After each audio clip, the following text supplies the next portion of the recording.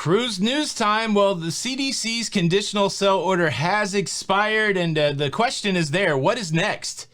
We do have some indications as to what is next, and also there's a cruise line that's saying if you don't fly in the day of the cruise, you can't cruise. That's pretty wild. Cruise news. Let's talk about it.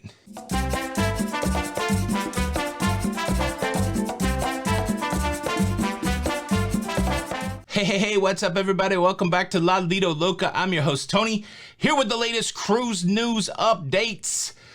There is a little pep in my step. Thank you so much for asking. It is one day until I leave for my cruise on Royal Caribbean's Harmony of the Seas. The big item on the to-do list today is to take my at-home COVID test. Some people have questions about the at-home COVID test. I did do a video. I will leave a link above. Make sure you check that out. I go through the whole process. It's a proctored test. I don't think people understand that. Like tests that are getting sent to your home for free or tests that you could buy at the drugstore, if they don't involve connecting with somebody on the internet to watch you take the test, then you will not get a test result that is usable for cruise ships. So you need a proctored at-home test. And again, I go through the whole process. I use the company emed.com. Make sure you check out the video if you want to see how all of that works. I have to do that today. But we have some big cruise news stories. It is the 15th of January. It's a Saturday. And today was the day that the conditional sell order expired from the CDC. Well, what does that mean? Well, the conditional sell order was first drafted back in October, or first implemented really back in October of 2020. It was extended until January the 15th. And this is what the document, the rules that allowed cruising to restart. And there were a lot of things involved with that, whether you were going to cruise with 95% vaccinated or less than 95% vaccinated. There were all kinds of other rules. There was oversight. There's the CDC color chart, and all of that now is expired. So in light of that, does it mean that the cruise lines are free to do what they want? In essence, yes.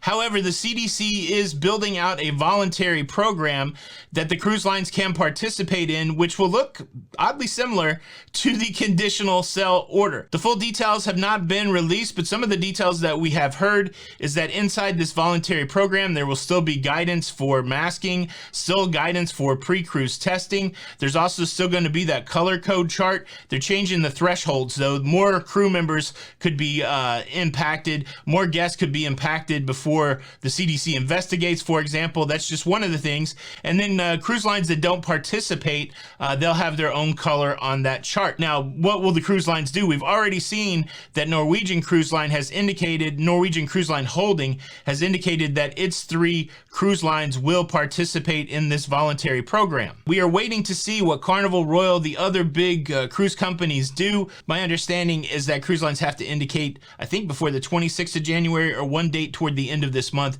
that they will be participating or not participating in the program. Now, while we're talking about the CDC, I think it's worth mentioning the new mask guidance that came out yesterday, especially if you're cruising right now on a cruise ship that is requiring mask.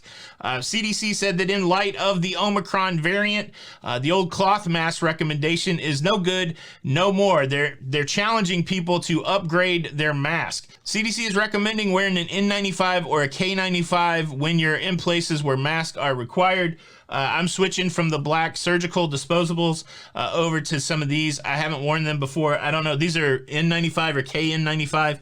I've switched over to those. That's what I'm going to take on the cruise. I just want to put it out there. I know the message is only for the people that are accepting the guidance of the major health organizations. I know there's people that are completely anti-mask or, using the mask. But yeah, if you are somebody that's into mask and you are following the guidance of the major health organizations, they're saying now to upgrade your mask, move away from just the old cloth mask and go with the N95. Hopefully they're as comfortable as my black surgical mask, because I like those quite a bit. Yeah, there you go. Cruise news story number 2. Let's talk about more cruises going to Aloha Oi. Going to Hawaii. How about that? We have a 3rd cruise line making a port agreement with Hawaii. We've already seen Norwegian Cruise Line and Carnival Cruise Line come to an agreement so that their cruise ships could go to Hawaii here in 2022. And now we have the World Residence at Sea cruise. Is it a cruise? Is it not a cruise? I mean, it's like a cruise. You have people jumping on board, going on a big ship, going from port to port. I've heard it, classified as a super yacht. Either way, this is like apartments at sea.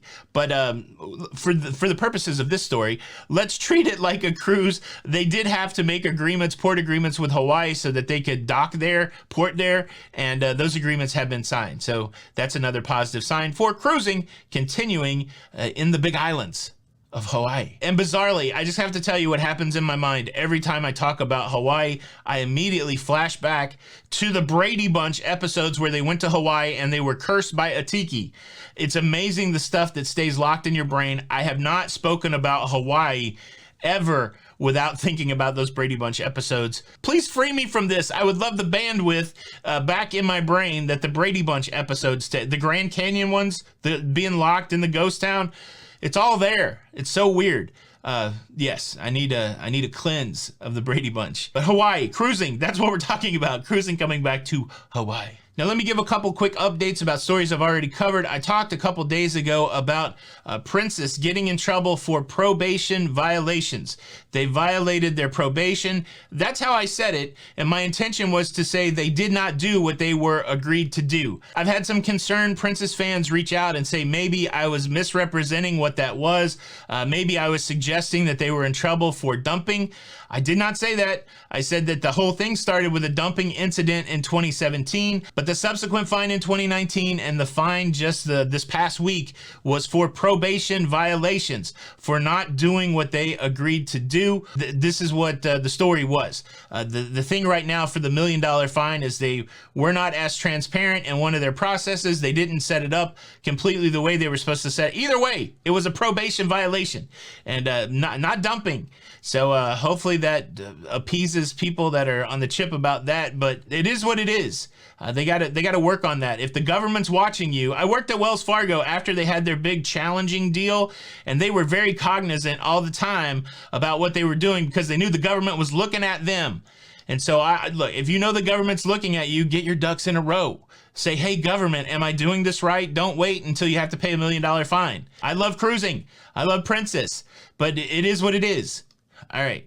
I don't know if I helped the people that were already upset, but there it is. Also, I talked to you yesterday about the Norwegian Gem canceling their cruise, sending out a letter to their passengers saying that their cruise was canceled, that they would be returning back to New York early. Well, now what I hear is they're not going to return back to New York early. Their cruise is canceled. They're getting a full refund for their cruise. They're getting some other incentives, but it sounds like they're going to make it back to New York on the same day that they would have made it back to New York. I don't know if they got a separate letter, but the first letter does say canceled. So, yeah, they're forced to return home without any more ports, but they are going home on the normal day. So to me, this is almost a story about missed ports opposed to canceled cruises, but big ups on Norwegian canceling the cruise, refunding the money, and giving incentives opposed to just playing the missed port game. So that's good, I think. But there's a little bit of update on the Norwegian Gem making her way back to New York. Now, I've got a couple more cruise news stories. I'm going to tell you about another set of cancellations. And I also want to tell you about the cruise company that's saying to passengers, don't come to the cruise port early. Do not spend the night at the cruise port before you get on the cruise. Come straight to the cruise from the airport. That's an interesting approach. But before I get there, let me quickly invite you to subscribe. If you like staying up to date with everything that's going on in cruising, please consider subscribing with the notification bell on. That way you don't miss out on any of these episodes. Look, we are trying to get to 18 million subscribers in 2022. Now, I know some people think that that's an unrealistic goal, but here at Lido Loca, we dream big, and we would invite you to join us in those dreams. The cool thing about being subscribed with the notification bell is it does what it says. When the new show comes out, you get notified 12:15 every day. That's what I'm shooting for. You can get updated on what's going on in cruising. It doesn't cost anything, and it helps us out. Help us as a couple, as just a young married couple. Okay, we've been married for a while, but just help us get to our dream of 18 million subscribers. Thank you in advance. All right, cruise cancellations. This time, more cancellations in Hong Kong. We have heard about Royal Caribbean canceling some Spectrum of the Seas cruises in Hong Kong, and now we have Dream Cruises canceling its sailings in Hong Kong as they try to crack down crack down and deal with Omicron. I don't know if anybody is cruising in Hong Kong right now, but let me give you the dates. The latest cancellations impact the 21st, the 23rd, the 26th, the 28th, the 30th, and February 2nd departures. In a statement, they just wanted to make it clear Dream Cruises would like to reiterate that this cancellation is due to the government's directive and not as a result of any COVID-19 related incidents on board the ship. And so Dream making it clear that they were doing what they had to do for safe cruising, but the government has asked them to stop cruising for a bit. There you go. Fortunately, I don't think that's going to happen in the U.S. And look, I saw some other numbers today, and I'll throw this out. You guys can go fact check it. But it does look like that New York is through their Omicron spike. The governor even saying that they're turning the corner. Last week, it was 90,000 cases. This week, 45,000 cases. So that's good. That's one of the most populated places in the United States. And if they are starting to get through the Omicron spike, then that should bode well for the rest of us. Now, let's talk about this. Let's talk about TUI Cruises. We talked about TUI Cruises, I think, yesterday, requiring a booster shot, requiring passengers to be boosted. Well, now they have a new interesting rule. So TUI services primarily Germany in the Mein Schiff cruise ships. And they have one that's doing ports in Germany, but they also have other ships where people fly, German citizens fly to the cruise port to get on the ship. So what TUI is saying is that if you are flying to one of the cruise ports, do not come in early. We want you to fly in the day of the cruise and get on the cruise ship, and then we want you to get off the cruise ship. You can do whatever you want when you get off the cruise ship, but you have to fly in the day of. We don't want you there the day before, possibly wandering around the port city, getting some virus on you, and then getting on the cruise ship. It's to the point where if you don't have a flight coming in on the day of, they're not going to let you cruise. Now, they're grandfathering in passengers that had already booked flights, and most of the ships are impacted. Mein Schiff 2 cruises from January the 28th to April the 11th. Mein Schiff 3 from January the 20th to April 24th. Mein Schiff 4 from January the 23rd to April the 24th. Mein Schiff 5 from March the 6th to May the 22nd, and Mein Schiff 6 from January the 24th to the 28th. And again, Mein Schiff 1 is doing ports around Germany, so they don't have that same requirement. Now, I know not many of us will be impacted because we're not German, we're not cruising from Germany, but I included this story because I think it's important to realize that cruise lines are going to do what they need to do to feel like they can keep their business operating successfully. And so I never would have expected this kind of rule where normally the advice is to travel in the day before the cruise, and here they're saying, no, fly right in and get on the ship. It's an interesting protocol, and I just couldn't imagine how it would work here in Florida. But yeah, let's leave it with that question. Do you normally go to the cruise port the day before your cruise, or do you normally fly in the day of, or do you drive in the day of? Let's have that conversation in the comments below. Boom, that's your cruise news. I hope you enjoyed it. You can show your support for the show by hitting the like button. And if you do not hit the like button, well, look, yesterday the punishment was you had to share a pillow. Well, today you have to share a blanket. One blanket for every 3 cabins.